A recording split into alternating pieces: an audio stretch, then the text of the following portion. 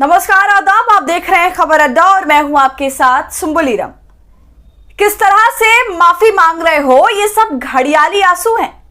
दोस्तों, ये धुआंधार टिप्पणी सुप्रीम कोर्ट ने कर डाली और जिस पर करी है उसका नाम है कुंवर विजय शाह। जी हां, वही विजय शाह जिसने देश की बेटी कर्नल सोफिया कुरैशी का अपमान किया और अब मगरमच्छ के आंसू कोर्ट के आगे बहा रहे हैं और सोच रहे हैं कि स्टार प्लस का सीरियल चल रहा है। तो कोर्ट में बैठे जज साहब ने भी ये बता दिया कि बेटा, ये रियलिटी है और जो आप कर रहे हैं वो सब झूठ है, वो आंसू घड़ियाली आंसू है। तो दोस्तों, पूरा मामला क्या है, किस तरह से कोर्ट ने मंत्री विजय शाह की बैंड बजाई है, बखिया उधेड़ी है और क्यों आखिर भारतीय जनता पार्टी अपने इस नाकारे मंत्री से पीछा नहीं छुड़ाना चाहती, सब कुछ आपको डिटेल में बताऊंगी। तो आप हमारे साथ अंत तक जरूर बने रहिएगा। दोस्तों, आखिर क्यों भारतीय जनता पार्टी अपने इस मंत्री को छोड़ना नहीं चाह रही है, जबकि इसकी थू-थू पूरे देश में हो रही है और साथ में सुप्रीम कोर्ट की तरफ से भी इतनी लताड़ लगाई जा रही है, भिगो भिगो कर धोया जा रहा है, फिर भी भारतीय जनता पार्टी इस शख्स का कवच बनी हुई है। दोस्तों, आज सुप्रीम कोर्ट ने कर्नल सोफिया कुरैशी के खिलाफ गटर छाप बयान देने वाले बीजेपी मंत्री विजय शाह की माफी को नामंजूर कर दिया। साथ ही विजय शाह के केस की जांच के लिए एसआईटी के गठन का भी आदेश दे दिया। सुप्रीम कोर्ट ने अपने आदेश में एमपी के डीजीपी को कल यानी 20 मई की रात 10 बजे तक एसआईटी गठित करने का आदेश दिया। सुप्रीम कोर्ट ने बीजेपी के इस नफरती मंत्री को कड़ी फटकार भी लगाई। ऐसे में अब सवाल ये उठता है कि सुप्रीम कोर्ट के आज के इस ऑर्डर के बाद भी क्या विजय शाह एमपी सरकार में मंत्री की कुर्सी पर बैठा रहेगा? 8 दिनों से विजय शाह के इस्तीफे का इंतजार कर रहा है देश, देखेगा कि अब बीजेपी क्या करती है। दोस्तों, इन सवालों पर अपनी राय पूरी वीडियो देखने के बाद आप हमें जरूर दीजिएगा कमेंट सेक्शन में।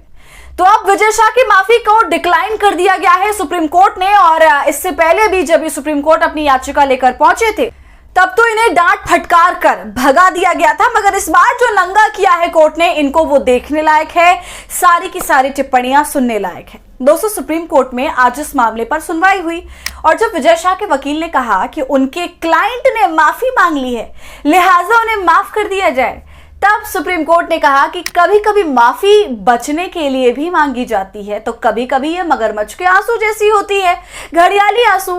आपका क्या मतलब है? जिस तरह के भद्दे कमेंट उन्होंने किए वो भी बिना सोचे समझे अब आप उसके लिए माफी मांग रहे हैं। विजय शाह के मामले की सुनवाई सुप्रीम कोर्ट के जस्टिस सूर्यकांत और जस्टिस एन कोटेश्वर सिंह की बेंच में हुई। सुप्रीम कोर्ट ने अपने आदेश में एमपी के डीजीपी को कल यानी 20 मई की रात 10 बजे तक एसआईटी गठित करने का आदेश दिया है। साथ में यह भी कहा है कि हम इस पूरे मामले पर बहुत करीब से नजर रखेंगे। सुप्रीम कोर्ट ने बीजेपी सरकार के मंत्री विजय शाह को जांच में शामिल होने और पूरा सहयोग करने का भी निर्देश दिया और सुनवाई की अगली तारीख 28 मई मुकर्रर कर दी गई। सुप्रीम कोर्ट ने विजय शाह की गिरफ्तारी पर दोस्तों फिलहाल रोक लगा दी है, कह सकते हैं एक तरह की राहत है। हालांकि गिरफ्तारी तो उसकी ऐसे भी नहीं हो रही थी और एफआईआर भी जो दर्ज हुई वो आप जानते हैं, हाईकोर्ट ने हंटर चलाया और बाकायदा वक्त मुकर्रर किया कि 4 घंटे में इसके खिलाफ एफआईआर दर्ज करो वरना डीजीपी को अदालत में अगले दिन हाजिर होना पड़ेगा। तब देर रात 12 बजने से कुछ मिनट पहले एफआईआर दर्ज हुई, लेकिन एफआईआर में भी खूब घपलेबाजी की गई।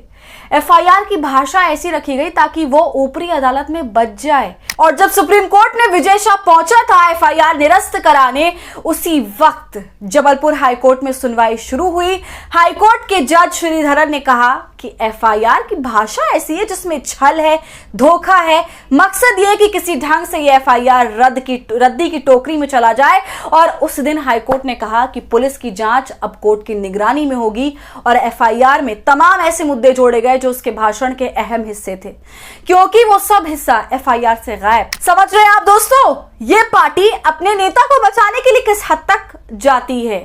सच्चाई तक को एफआईआर में दर्ज नहीं किया गया था। जो वीडियो वायरल हो रही है उसमें जो कुछ भी वो बोल रहे हैं उस बात को नहीं दर्ज किया गया था। इतना बड़ा फर्जीवाड़ा चल रहा था, सबके साथ कर रहे थे और सबसे बड़ी बात अदालत के साथ ये फर्जीवाड़ा कर रहे थे, लेकिन इस चीज को फौरन जजों ने पकड़ लिया और इनको मुंह तोड़ जवाब दिया। जज को यह समझ आ गया कि केस को कमजोर करने के लिए उस तरह की एफआईआर तैयार की गई है। लेकिन दोस्तों, अब सबसे बड़ा सवाल जो खड़ा होता है कि आखिर क्यों भारतीय जनता पार्टी इस नेता को बचा रही है, जबकि यह नेता लगातार विवादों में रहा है अपनी घटिया जुबान की वजह से, हरकतों की वजह से। लेकिन भाजपा को अपना वोट बैंक इतना प्यारा है कि वो उसके आगे कुछ भी नहीं देखती है। और यही हाल विजय शाह के मामले में भी है। दोस्तों, विजय शाह अनुसूचित जनजातियों की तरफ से आते हैं, एसटी के बड़े नेता हैं, आदिवासी समाज में इनका बोलबाला है और इसी कारणवश लगातार 8 बार विधायक बने हैं जनाब, और अब मंत्री भी हैं। इसलिए भारतीय जनता पार्टी इनसे जुड़ी हुई है और एक अच्छा खासा इनको वोट बैंक समझती है, जिसको वो खोना नहीं चाहती और लगातार उनकी गलतियों पर पर्दा डालती रहती है, इन्हें बचाने की कोशिश करती रहती है। तो दोस्तों, आप देख सकते हैं कि भाजपा के आगे ना तो भारतीय सेना का कोई महत्व है और ना ही इस देश की जनता का, क्योंकि अगर इन लोगों को ये थोड़ी सी भी परवाह होती तो आज सबसे पहले खबर आपको यही मिलती कि विजय शाह को पार्टी से निकाल दिया गया है, उनसे इस्तीफा मांग लिया गया है। लेकिन ऐसा कुछ भी नहीं हुआ। यहां तक कि भाजपा के बड़े बड़े नेताओं ने इस पर कुछ बोलना भी जरूरी नहीं समझा, फटकार लगानी तक जरूरी नहीं समझी।